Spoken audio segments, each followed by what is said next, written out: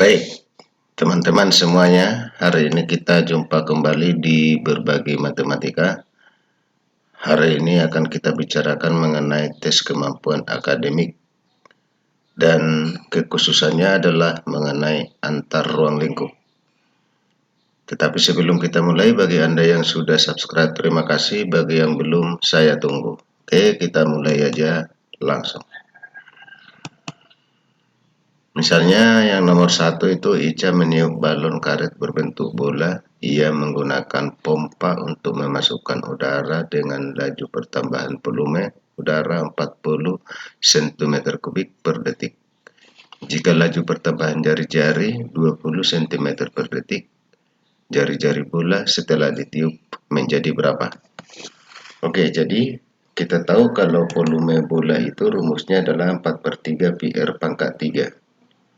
Lalu kalau kita turunkan kiri kanan berarti D V sama dengan 4 pi R kuadrat dr karena diturunkan terhadap R.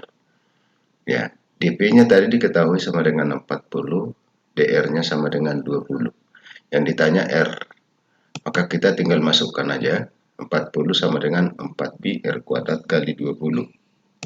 Sehingga kita dapatkan R kuadratnya sama dengan 1/2 pi. Nah, ini kalau sama-sama dibagi 4 ya, 10, sama-sama dibagi 10 berarti tinggal 2R. 1 sama dengan 2 pi R kuadrat. Berarti R kuadrat sama dengan 1/2 pi. Berarti R-nya sama dengan 1/2 pi. Berarti jawabnya adalah B. Selanjutnya kita lihat lagi nomor berikutnya. Luas permukaan balok dengan alas persegi adalah 150 cm2. Agar diperoleh volume balok maksimum, panjang alas balok sama dengan berapa? Nah, jadi kita tahu kalau luas permukaan balok itu rumusnya adalah 2 kali luas alas, ya, 2 kali luas alas kali tinggi kali 2 alas kali panjang kali lebar tambah 2 kali lebar tambah tinggi kali tinggi. Ya, jadi karena alasnya persegi maka luasnya sama dengan 2x kuadrat tambah 4xy sama dengan 150. Nah, ini bisa disederhanakan, kita butuh Y.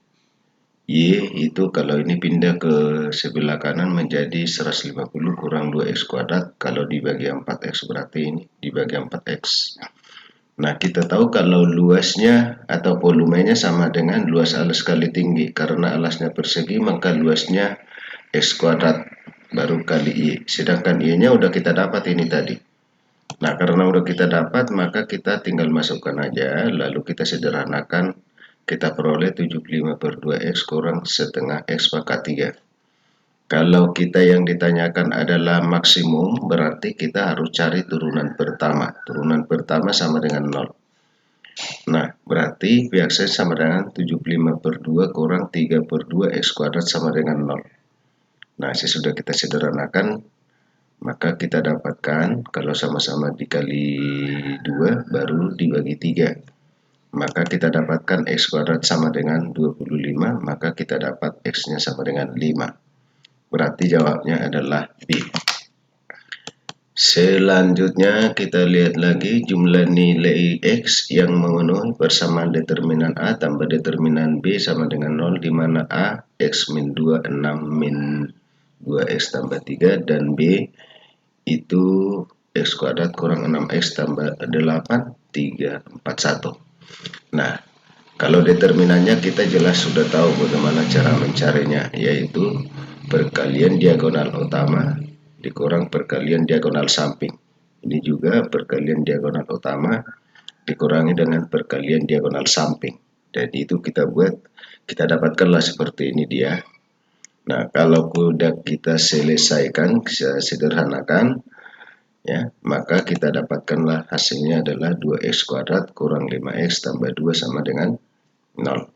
Nah, ini adalah persamaan kuadrat yang ditanyakan jumlah nilai X. Berarti itu maksudnya adalah X1 tambah X2. Itu rumusnya min B per A.